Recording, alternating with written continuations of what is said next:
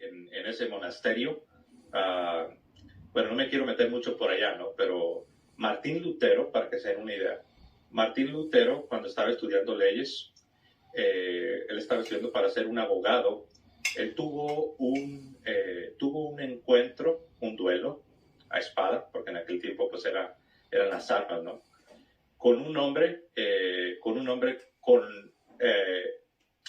voy a hacer la historia cortita. Él se metió con la mujer de otro hombre y después tienen un duelo y en el duelo su oponente salió herido gravemente. A los días murió. Entonces Martín Lutero abandona la carrera y va y se refugia en un monasterio. ¿Por qué? Tú dirás, ¿por qué va y se refugia en un monasterio? Porque los monasterios en aquel tiempo, por ley, tenían una cierta inmunidad, donde no podía la ley secular simplemente entrar y violentar la comunidad y arrestar y aprender, interrogar y todo esto. Tenían una protección. Entonces Martín Lutero va y se refugia en este monasterio porque pues cometió homicidio, adulterio, bueno, en el caso de él pues haber sido fornicación, comete un homicidio. Me imagino que tal vez no se imaginaba que esta persona iba a morir, pero sí se muere. Después se cree que sale de ahí y después viene la famosa historia que es la que más han popularizado, que él se encontraba en una tormenta eléctrica donde él pensaba que iba a morir. Y esto es fuerte, ¿no? Yo he escuchado personas que dan testimonio que están en una situación con un clima violento y sí, dicen que te sientes que ya te vas a morir. Y supuestamente que hizo una promesa que si se salvaba, pues que iba a regresar al monasterio y que se iba a entregar. Y bueno, el resto es historia. Realmente nunca tuvo una vocación sacerdotal y se entiende que si no tenía no solamente no tenía una vocación sacerdotal, sino que realmente no tenía una conversión. No sé si se dieron cuenta las expresiones usadas por José. No me quiero meter mucho por allí. Eso es como lanzar la piedra y esconder la mano. No me quiero meter mucho por allí. Todo lo contrario, con tremenda acusación, que tiene más olor a calumnia, debieras haber entregado mucha información, fiel, fidedigna. La voy a hacer cortita, también dices. La voy a hacer cortita, Plasencia. Tan cortita la hiciste, tu mentira, tu calumnia es tan cortita que olvidaste indicar la fuente. Claro, la fuente de donde sacas tú el supuesto dato de adulterio, el duelo, la muerte y el asilo de Lutero en el monasterio para escapar de la justicia. La hiciste tan cortita que se te olvidó entregar la fuente fidedigna para que los que te siguen puedan verificar si lo que dices es cierto o no. Otra cosa, en serio, Lutero nunca, como dices tú, tuvo una vocación sacerdotal, ni siquiera una conversión. ¿En serio? Yo creo que tú eres un bautista, ex bautista, traidor, que esperas tener credibilidad por medio de lo que dices.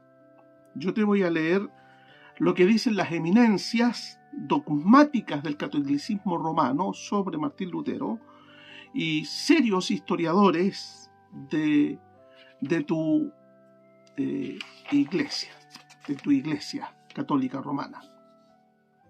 Voy a partir por Santiago Madrigal. Puedes comprar este libro, Plasencia, para que tengas los datos. Es de la editorial Bach. Santiago Madrigal Terrazas, licenciado en Filosofía y doctor en Teología por la Universidad Pontificia, comillas, y licenciado en Teología en Frankfurt. En la página 30 de su libro dice: el cambio de rumbo definitivo, esto es una primera valoración y presentación positiva de Martín Lutero como personalidad religiosa, llegó en el año 1939, es decir, cómo ha cambiado la Iglesia Católica Romana su perspectiva y su mirada que tiene de Martín Lutero. Con la historia de la Reforma en Alemania de Joseph Lorz. Este investigador, discípulo de Merkle, se había propuesto el objetivo de mostrar tanto la grandeza como los límites y unilateralidades de Lutero. Lorz describe a Lutero como un monje que se ha tomado completamente en serio su ser cristiano y su vida religiosa. Lutero se había dirigido, escribe él, contra un catolicismo que ya no era plenamente católico. Y así descubre al Lutero católico. De esta forma, daba cuenta y razón del ataque furibundo de Lutero contra la Iglesia de su tiempo. Por otro lado, rescataba los elementos fundamentales de su teología, la profunda recepción de la doctrina paulina, la seriedad hacia la penitencia y la certeza de la fe. Continúa. Un importante avance en la investigación del catolicismo romano moderno sobre Lutero se debe a Otto Hermann Pesch, con su disertación donde comparó la teología de la justificación de Tomás de Aquino y de Martín Lutero en el año 1967. Pesch llegó a la conclusión de que el planteamiento de uno y de otro no se excluyen, sino que están determinados por dos perspectivas diferentes. Los dos principios hermenéuticos son, a juicio de Pesch, legítimos dentro de la Iglesia cristiana. El encuentro con Lutero puede y debe enriquecer la teología católica. Culmina parte de algunos párrafos presentados en Lutero y la Reforma de Santiago Madrigal. Lutero puede aportar a la teología de la Iglesia católica. También puedes adquirir este otro libro, José Plasencia. Lutero, 500 años después, breve historia y teología del protestantismo. Sus autores son Joaquín Ferrer Arellano, doctor en teología y en derecho, miembro de la Real Academia de Doctores de la Sociedad Mariológica Española, fíjate, un marianista. Y Pablo Blanco Sarto, es filólogo y doctor en filosofía y teología, profesor de teología dogmática en la Universidad de Navarra y biógrafo de Joseph Ratzinger. ¿Qué tenemos por aquí en estos amigos que han escrito sobre Martín Lutero? En la página 39 dice: como explicación del éxito del reformador, podemos reconocer su extraordinaria personalidad, en la que se conjugaba una sincera religiosidad, una tierna piedad hacia Jesucristo. Era un líder, un estratega y un predicador perfecto. La gente de su tiempo, escribe Lascano, lo consideró un verdadero genio religioso y literario, teólogo profundo, pero a la vez popular, sublime predicador de la palabra divina. Qué elevado concepto tienen tus académicos sobre Martín Lutero. Fíjate que Juan Pablo II aludió a Martín Lutero en un discurso el 22 de junio de 1996 en la Catedral de Paderborn, y añadió estas significativas palabras Juan Pablo II sobre Lutero. Escucha, ya que tú eres un discípulo de los papas. Su respeto a la palabra de Dios y su determinación a seguir el camino de la fe que él creía justa no deben, sin embargo, hacernos olvidar sus límites personales. Que dice su respeto, hablando de Lutero, Juan Pablo II, su respeto a la palabra de Dios y su determinación a seguir el camino de la fe. Vaya, tú dices que era un inconverso. Yo no veo que diga eso Juan Pablo II, todo lo contrario, dice que tenía un tremendo respeto Martín Lutero a la palabra de Dios. Acá hay otro texto que también tienes que comprar, adquirir, Plasencia. Y no solamente tú, también otro traidor a la fe cristiana, Santiago Alarcón, el argentino, Alarcón y toda su pandilla de Avengers católicos romanos que hablan en YouTube. Rafael Lascano es un historiador. Este libro está sacado por la editorial San Pablo, que es tuya, José Plasencia. Es católica romana.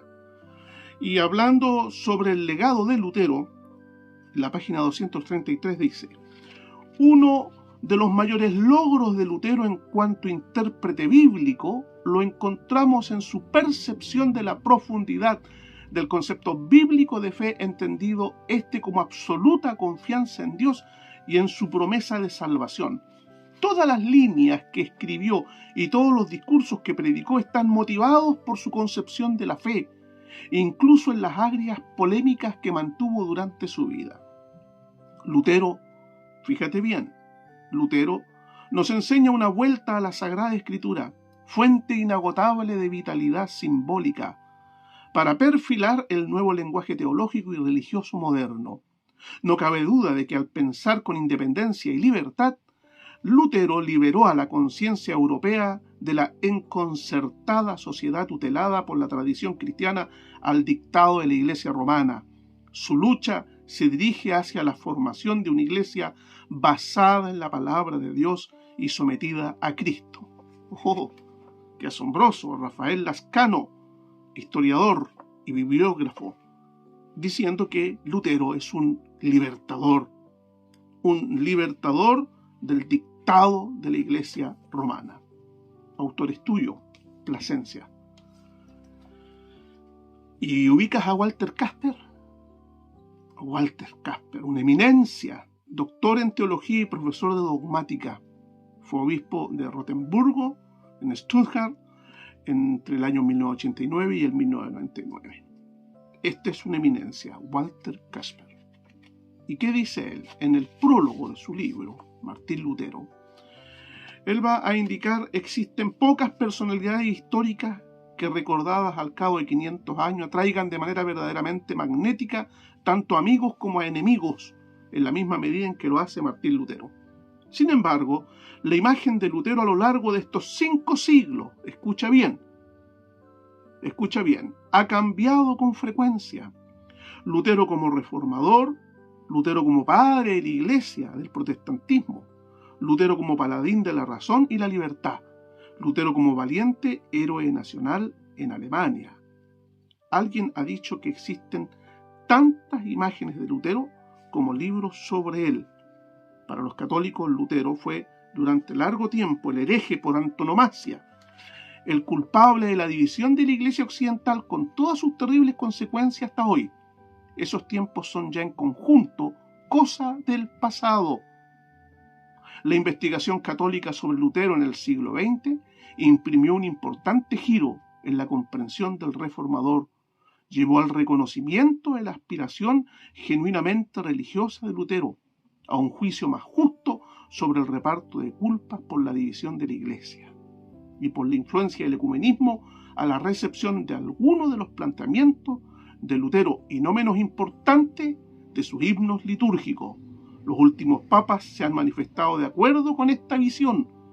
La última ocasión en que esto ocurrió fue el 23 de septiembre de 2011, durante la visita del Papa Benedicto XVI a la sala capitular del convento de Agustino en Erfurt, Alemania, donde Lutero tomó los votos monásticos. Para algunos, Lutero se ha convertido ya prácticamente en un padre de la Iglesia común a las dos confesiones, la católica y la evangélica. ¿Qué te parece, José Plasencia? Las opiniones que tienen de Martín Lutero los actuales académicos y papas de la Iglesia romana. Se me había olvidado leerte algo más sobre el libro de Santiago Madrigal, Lutero y la Reforma. Hay que recordar que la valoración positiva de Martín Lutero como maestro común, nota eso, como maestro común y como testigo del Evangelio, son títulos que le ha dado el catolicismo romano a Martín Lutero, ha sido asumida por los últimos papas. ¿Qué cosa? Vuelvo a decírtelo.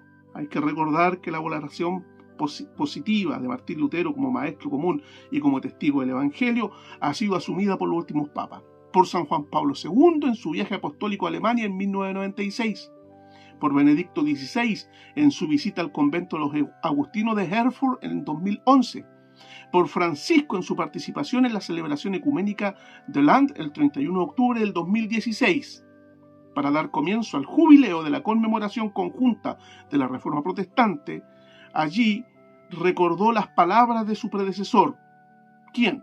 Lo hizo el Papa Francisco, el actual Papa que tienes. La experiencia, dijo él, la experiencia espiritual de Martín Lutero nos interpela y nos recuerda que no podemos hacer nada sin Dios. ¿Cómo puedo tener un Dios misericordioso? Esta es la pregunta que perseguía constantemente a Lutero. Tú dijiste que era un impío, un inconverso. En efecto, la cuestión de la justa relación con Dios es la cuestión decisiva de la vida. Como se sabe, Lutero encontró a ese Dios misericordioso en la buena nueva de Jesucristo, encarnado, muerto y resucitado, con el concepto de solo por la gracia divina. Se nos recuerda que Dios tiene siempre la iniciativa que precede cualquier respuesta humana, al mismo tiempo que busca suscitar esa respuesta. La doctrina de la justificación, por tanto, expresa la esencia de la existencia humana delante de Dios. Palabras del actual Papa de Roma, Francisco, sobre Martín Lutero. No sé si conoces esta gran obra.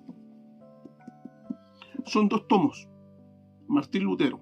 El tomo 1 se llama El fraile hambriento de Dios. Tú dijiste que nunca tuvo una vocación sacerdotal, ni una conversión genuina. Pero ¿qué es lo que opina Ricardo García Villoslada Algazaray? Fíjate quién es el que escribe. Ricardo García Villoslada, que es sacerdote de la Compañía de Jesús. Es un jesuita. Los que más odian la Reforma Protestante fueron los jesuitas. Y es un jesuita el que escribe este texto, y te lo voy a leer porque se refiere precisamente a lo que tú dijiste sobre el adulterio de Martín Lutero y sobre el asesinato que había realizado. Mira lo que dice uno de los historiadores más importantes de tu iglesia.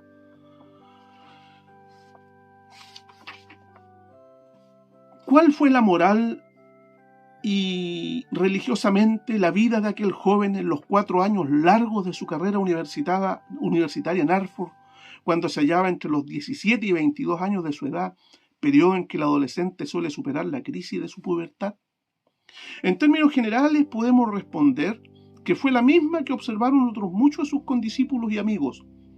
La vida de un escolar más bien introvertido que bullicioso, propenso por naturaleza al estudio y pensionista de un colegio universitario en el que se exigía estatutariamente la modestia, el silencio, el hablar en latín, la asistencia a las funciones religiosas y cuyo rector no podía tolerar los desórdenes públicos, ni menos el escandaloso libertinaje.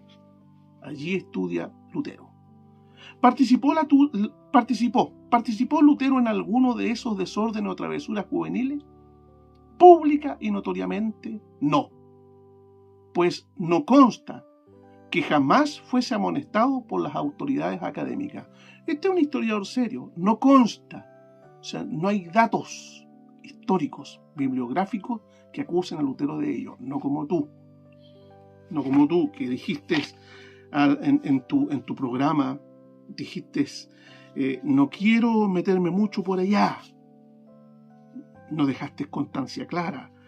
La voy a hacer cortita, tan cortita que no entregaste los datos como lo hace tu historiador jesuita Ricardo García. No hay datos que haya sido un mal alumno. Lo único que podemos sospechar por el resultado de los exámenes es que el joven Martín Lutero no fue tan buen estudiante, en el primer año y medio aproximadamente, hasta el bachillerato, como después. Es decir, después sí fue un gran estudiante. Y va a agregar en la página 80 la anécdota de la mujer casada.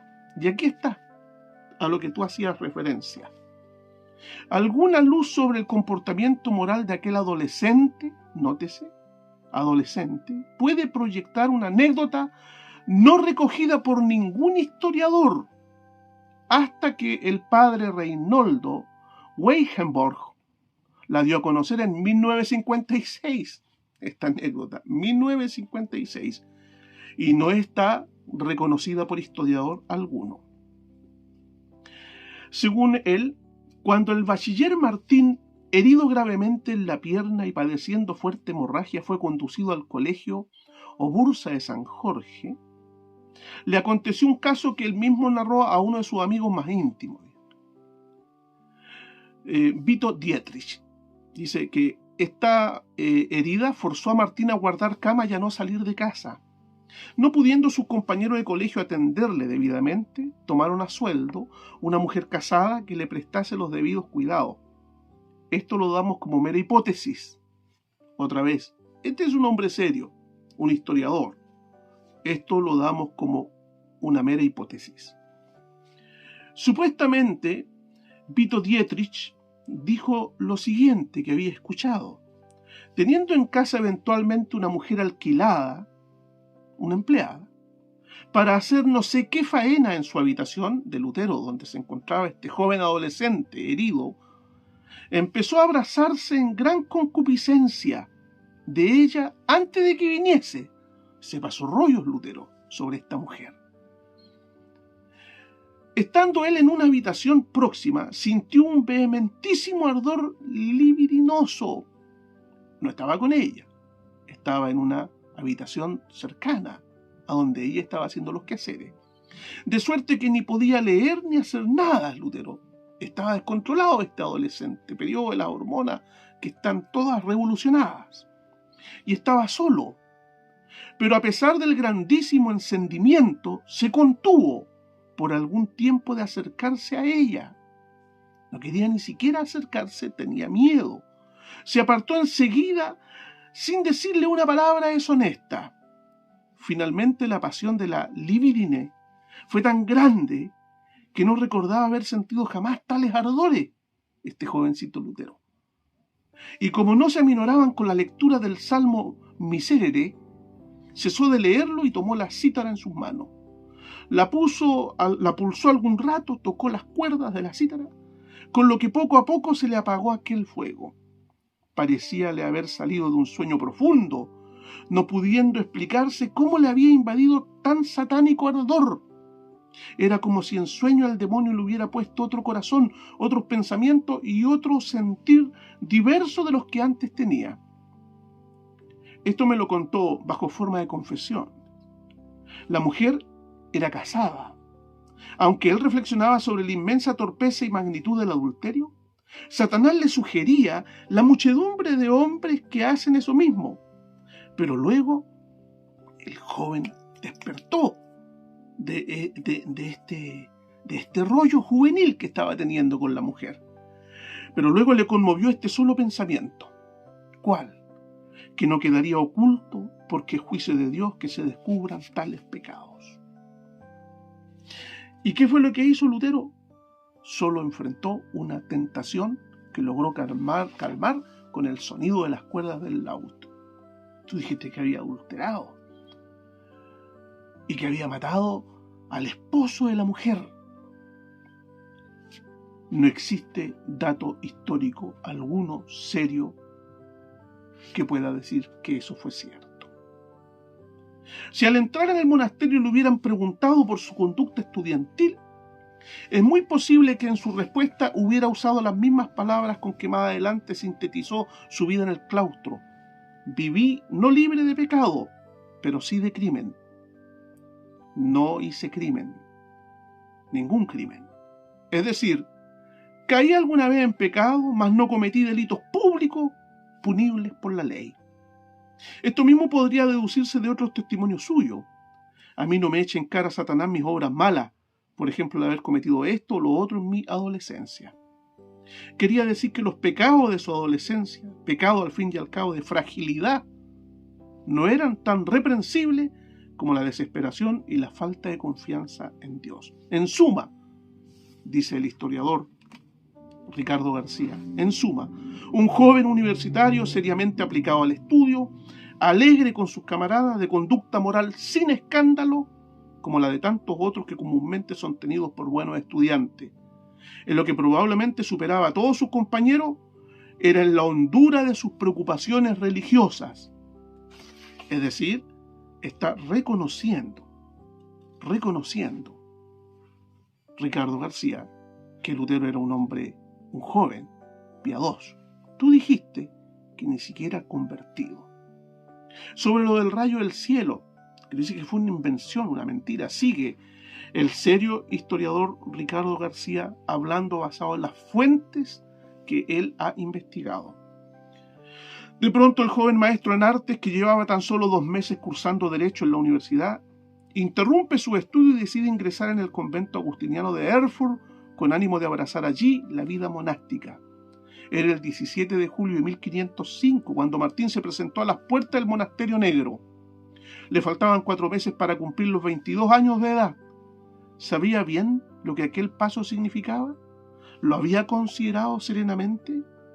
¿Qué motivos le impulsaban a tomar esta trascendental resolución? Tú respondes, ¿no es cierto?, basado en tu calumnia, el asesinato de la mujer con la que había adulterado.